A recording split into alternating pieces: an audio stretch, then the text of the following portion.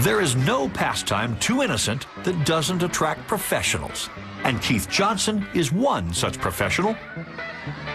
Keith Johnson is the bubble artist, and he's got a great gig. His full-time job is all about blowing huge bubbles for kids and maybe sneaking in a few scientific principles along the way. I was the first bubble artist in America to get a government grant to research, create, and perform a soap bubble show. Paid by the government. That is correct. These are your tax dollars at work. You know, considering some of the things our tax dollars are spent on, bubble blowing seems like an efficient expenditure. It does have that cool thing going for it. I just think it's fascinating the way they move, the colors on the outside, the way they shimmy around. They're the funniest things I've ever seen in my life. Seems like that they're really wobbly and unpredictable, but they follow along with some of nature's basic laws. There is a method to the bubble madness that unlocks some pretty basic laws of nature. Law number 1, they act like a prism, reflecting the basic colors of the universe. White light coming in is actually composed of all the colors in the rainbow, and based on the thickness of the film, all the different colors refract off in a different way. And so just like a prism, we get the whole spectrum in every bubble. The amazing thing to me is that when you look up close, it looks like bubbles are clear, but there's so much color going on. That is correct. It's every color of the rainbow. I like to think that the colors are a map showing you that the film is thick in some places and thinner in others. Law number 2, bubbles want to be round, not get around. When we warp one of Keith's monsters, it looks like a drunken amoeba, but once let go, it wobbles its way toward becoming spherical. Go for it. All right? When we get warped, this basic bubble yearning is revealed. They long to become spherical, and their ultimate demise is all part of the great scheme of things. But unlike death and taxes, there is a way of prolonging the inevitable, and that brings us to law number 3. Bubbles are wet and like to stay that way.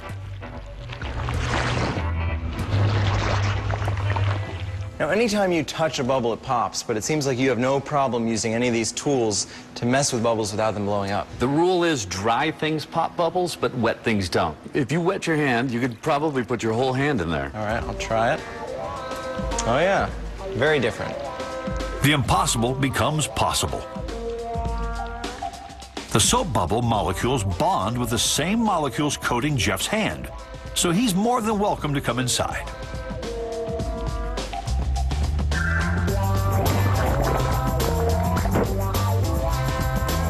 But as soon as my fingers dry, though, big difference. A dry speck of dust enough to pop the bubble. It's amazing how delicate the bubble really is. Now, as a bubble expert, have you had a chance to see one of these pop? It happens so fast, I've not.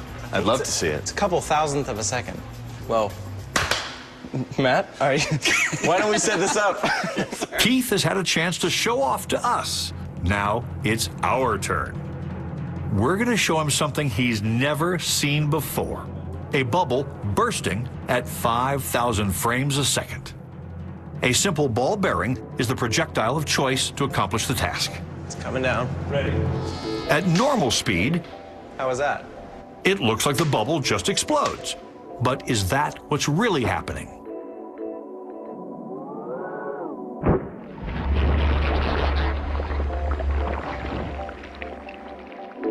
So there it is.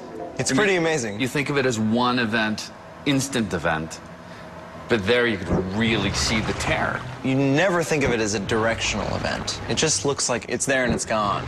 Watch the bubble burst again, even slower this time. There's some complex science going on here. Surface tension holds the soap bubble molecules together, while the air inside the bubble is forcing them apart. When the bubble begins to tear, soap molecules shoot out in all directions as tiny droplets. Okay, as we bid farewell to the wonderful world of bubbles, we recruit some volunteers to give them a last kiss goodbye.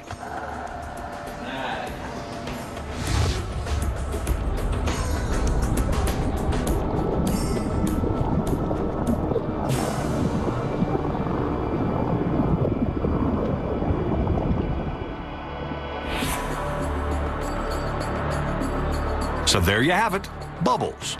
Everyday psychedelic miracles of physics, the time warp way.